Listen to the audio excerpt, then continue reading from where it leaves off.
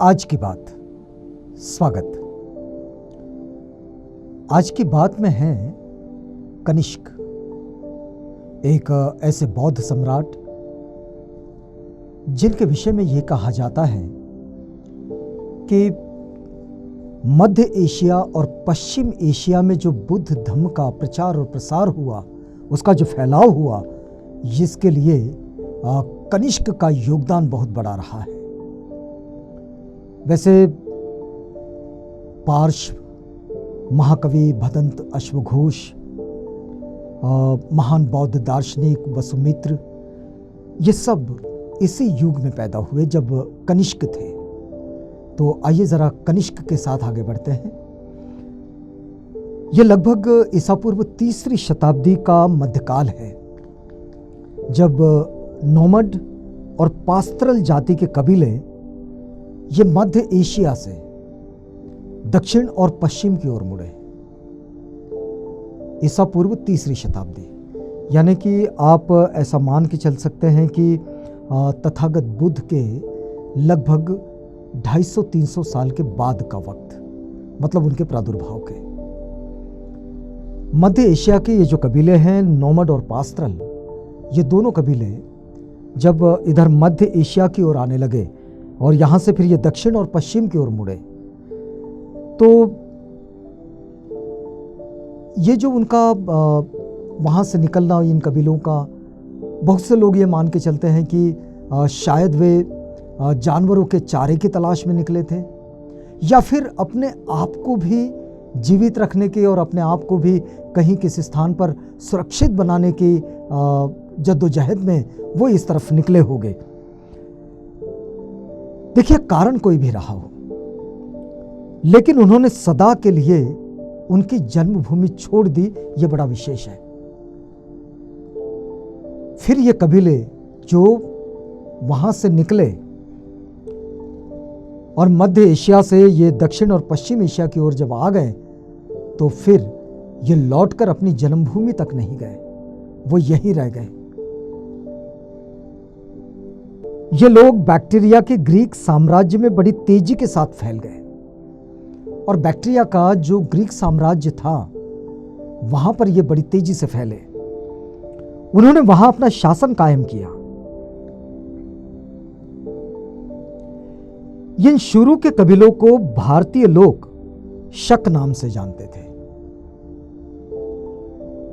शक और हुन, इनकी जो लड़ाइयां हैं इतिहास में बड़ी प्रसिद्ध है। इन लोगों को शक के नाम से जाना जाता था और आज भी जानते हैं। ये हिलमंड नदी को पार करके ये लोग सिस्तान पहुंचे हैं,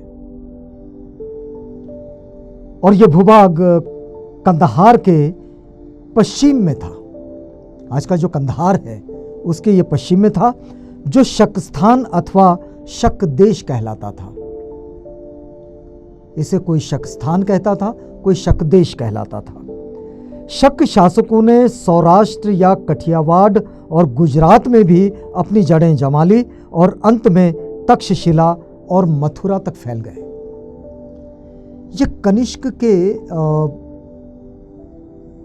जो पूर्व जीवन की बात है कि कहां से इनकी शुरुआत होती है, तो ये बात हम आपको बता रहे हैं।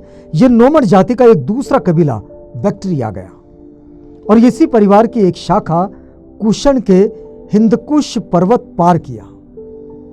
इसी की एक शाखा जो कुषण नाम से जानी जाती थी, इसने हिंदकुश पर्वत पार किया, और ये लगभग ईस्वी सन 48 में पंजाब पहुंची। अब ये लगभग 350 साल का वक्त, 300-350 साल का वक्त आगे बढ़ गया है। इसका नेतृत्व कडफिस प्रथम ने किया था। ये जो कुषण थे, इनका नेतृत्व कडफिस ने किया था, और चीनी इतिहास में इनको चुईची कहा जाता है। चीनी इतिहास में इनका जो उल्लेख मिलता है वो चुईची नाम से है। तो कडफिस द्वितीय ने कई इंद, ग्रीक और पार्थियन कुमारों को सीमा प्रदेश पर हराया, और वो स्वयं कडफिस ये उत्तर पश्चिम भारत का शासक बन गया। और वहाँ उस काल के बहुत सारे सिक्के जो प्राप्त हुए हैं, उससे ये बात हम समझ सकते हैं। अब कहा जाता है कि ये सिक्के ईस्वी सन 78 में कडफिस द्वितीय के अभिषेक की स्मृति में ही ढाले गए थे। कडफिस द्वितीय जो था उसके अभिषेक की स्मृति में ये सिक्के ढाले गए थे और ये सिक्के ईस्वी सन 78 के हैं। अब देखिए कि कुषाण शासकों में कनिष्क आते हैं। कुषाण शासकों में इनका समय आता है सन 78 से 101 या फिर 120 तक का, और ये कनिष्क कुषाण शासकों में सर्वश्रेष्ठ माने जाते हैं। उनका राज्य पूरब में पाटलिपुत्र और बुद्ध गया तक फैला हुआ था। अब देखिए कि मध्य एशिया से ये कबीले पश्चिम की ओर चल दिए और फिर जब ये इधर आए तो इनका राज्य, मतलब आज के उत्तरी भारत में अगर देखें तो पाटलिपुत्र और बुद्ध गया तक इसका ये राज्य फैला हुआ था। इनकी राजधानी पुरुषपुर यानी कि आज के पेशावर में थी, जहां से वे काबुल, कश्मीर और उत्तर भारत पर शासन चलाते थे। काबुल, कश्मीर और उत्तर भारत पर पेशावर से शासन चलता था कनिष्क का। कितना बड़ा साम्राज्य। अब देखिए, अगर हम लोग देखें कि अगर उनके पूरे राज्य को समझे तो जहां से काबुल, कश्मीर तथा उत्तर भारत पर वे शासन चलाते थे और शायद नर्मदा तक भी, यानी कि इधर उज्जैन तक। पामीर की स्थिति को सुधारने के लिए उन्हें कई वर्ष युद्ध में व्यस्त रहना पड़ा। चीनी सेनापति पंचोंग ईस्वी सन 102 में इनकी मृत्यु हुई और इसके पश्चात कनिष्क ने काशगर और खोतान, यरकंद यानी कि अब जो चीनी तुर्किस्तान में है, मतलब जहां अभी चीन का कब्जा है, तुर्किस्तान का हिस्सा है वो, तो वहां खोतान, यरकंद जो तुर्किस्तान चीनी तुर्किस्तान जिसको कहा जाता है उसमें, तो काशगर और खोतान यरकंद में इसको भी अपने साम्राज्य में शामिल कर लिया था कनिष्क ने। और यही कारण था कि बौद्ध धर्म सर्वप्रथम चीन में प्रवेश कर गया और वहां फैल गया। मतलब चीन के तरफ जो बुद्ध धर्म की एंट्री हुई, जो प्रवेश हुआ, वो यहीं से हुआ और ऐसा हुआ। मतलब जो यहाँ से कश्मीर तरफ से जो व्यापार चल रहा था, वो व्यापार जब आगे बढ़ा और ये खोतान यरकंद तक चला गया, तो वहीं से बुद्ध धर्म भी चीन की तरफ चला गया। काशगर, यरकंद और खोतान पर अधिकार कर लेने के बाद कनिष्क रोमनों के समीप आ गए।